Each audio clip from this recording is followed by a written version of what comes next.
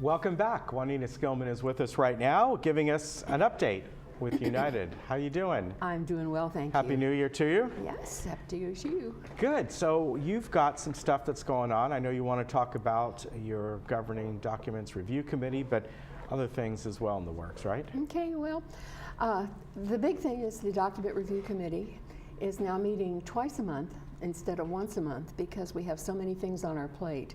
One of the biggest ones is the fact that we are reviewing all of our bylaws, which haven't been done for a number of years and are very out of date. And our goal is to, number one, simplify the language, get out a lot of the legalese that people are having trouble stumbling over, and bring them up to date, conforming with all our latest legal codes and statutes, because they haven't been done that. And the Davis-Sterling Act has been recodified. There are new state laws, lots of things that aren't reflected in our bylaws. Of course, we're working with our attorney and hope to have this document ready in April. United puts out two packages a year to all of our members, one in April with our audit review and one in November with after our annual meeting. So with our package in April, we would like to have finished the review of the bylaws and send them out to the members for vote, because we need 2/3 of a vote to so that's obviously why one of the reasons you want to get out some of the legalese, because you want the members to be able to understand I'm not saying what that it some is. are not going to be able to understand the legalese, but the simpler the better, so people know what they're voting on. Exactly. Yeah.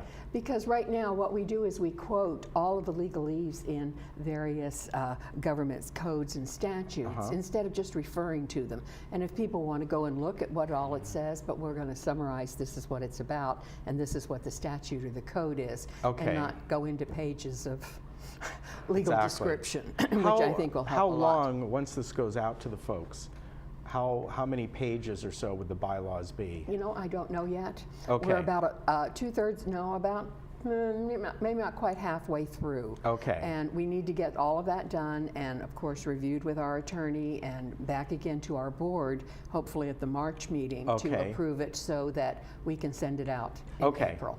All right. But it's going to be substantially shorter than what it is now, and hopefully a lot clearer to people. Very good. But that's a really big job. Yeah, and I have to say my committee is absolutely wonderful. And we have some of our best experience and knowledge on there. Maggie Blackwell is an attorney. We have Bev Ann Strum, who has been here for a long time and has a great background, as well as Barbara Copley and Mary Stone. Right. And so we really have some of the best minds looking at this and helping us to develop this.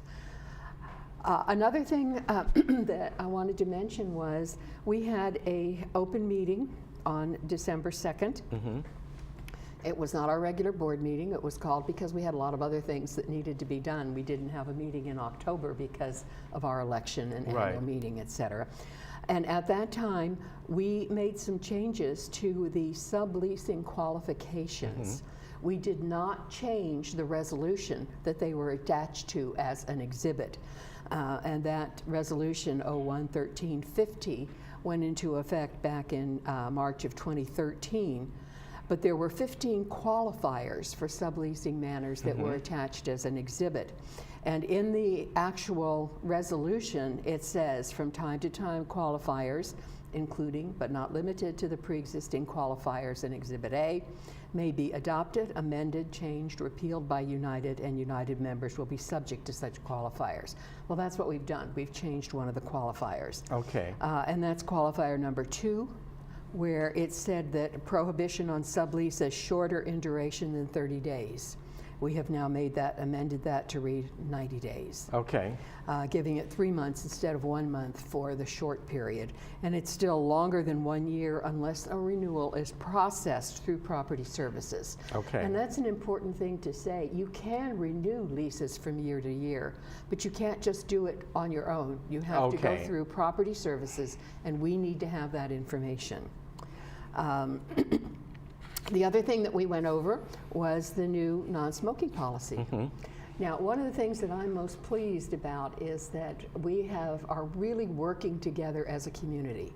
The housing mutuals, GRF, VMS, have all looked at what are community-wide issues, not just ones for specific mutuals or just for the amenities. And smoking is one of them. Probably that's the one that we get the most compliance, complaints, and things about our smoking. And so we have not had a regular smoking policy.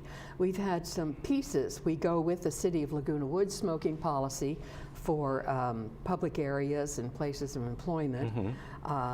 And we adopted a rule with the responsibility for remediation. If your smoking affects one of your neighbors and we need to do something like sealing their unit or whatever, then you have to pay for it. And we have a resolution on that. And we do have a fairly new resolution, 2014, that shows how people can do a non-smoking building. You get all of the residents of the building and you agree and you go through the forms and the process, and that building for perpetuity is non-smoking. Okay. And you cannot, even if you resell your unit, you cannot have a smoker.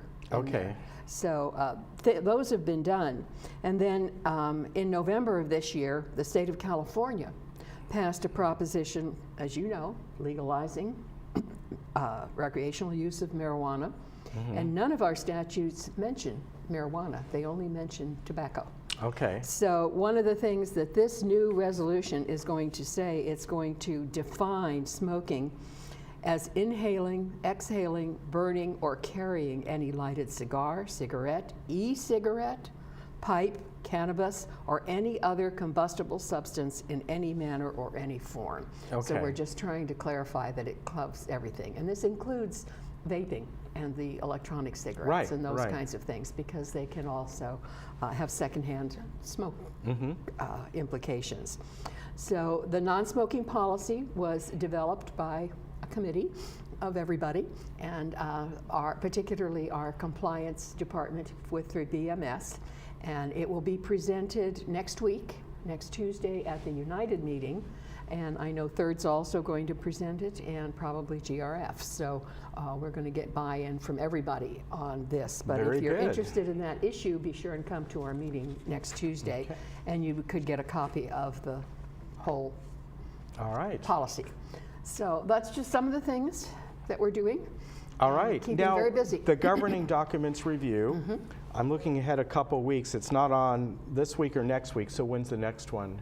We do have a meeting next week. It did not get on the Monday memo. It didn't, okay. No.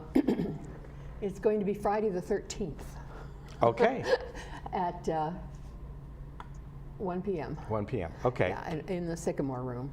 And we will get notices up and all about that. But we just had our meeting this week, and we said, no, this isn't enough. We can't wait until the end of January. We need to have another meeting in between. So we scheduled it, and it will be noticed and legal and all of those kinds of things. But I'm sorry, it didn't get on the Monday memo this week, but it will be next week. All right, very good. Good to see you. Good Happy to New see Year you. to you. Thank you. Still Appreciate working with that. the library and everything else? Absolutely. All right, Absolutely, good. and they're doing great. Yes, they are, definitely. All right, we will be right back. Yeah, that's true, updating the smoking policy, even though